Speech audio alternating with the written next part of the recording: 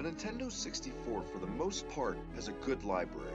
A lot of people are iffy on the system, and people definitely don't like a lot of the games released for it, but I was always alright with it. It's one of my favorite game systems growing up, ever.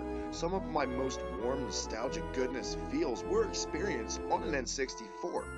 Today's game is actually, in my opinion, and maybe yours too, one of the best games ever released for the system. We're going to check out Star Wars Rogue Squadron.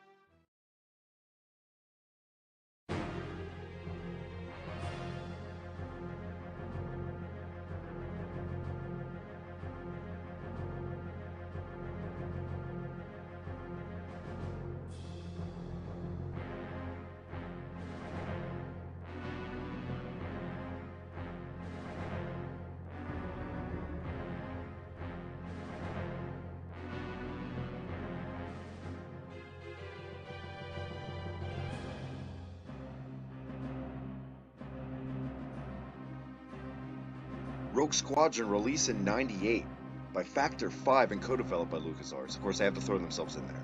This game was the first in the series of 3 unbelievably good games. Even the second one, for an Episode 1 game, the Battle of Naboo, was actually really good and reminded me a lot like this one. Really, only 2 things I can gripe about are things that are a sign of the times, like draw distance with the fog and a lack of multiplayer, which, to their defense, they did remedy in the Battle of Naboo. The game was inspired by the Star Wars X-Wing Rogue One Squadron comics, and you do take control of Luke, the commander. As Luke and the Squadron, there's 16 missions set throughout the entire Star Wars galaxy. You travel to all kinds of planets, you collect gold medals, all kinds of stuff to do on side quests. One of the best touches that Factor 5 did throughout the entire series of these games was make that some of the best levels in these games had to be obtained collecting all the medals and certain requirements, like Beggar's Canyon in this game, or Battle of Hoth.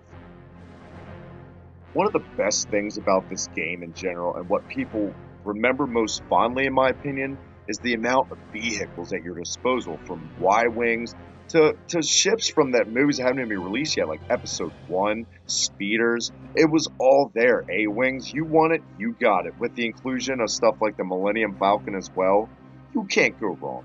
Honestly, this is one of the best Star Wars games ever made. It will go down in history and way ahead of its time. This came out in '98, like I said, and for what it gave us, it blew everyone's minds. Until next time, right here on Star Wars Month, we're going to check out another N64 game on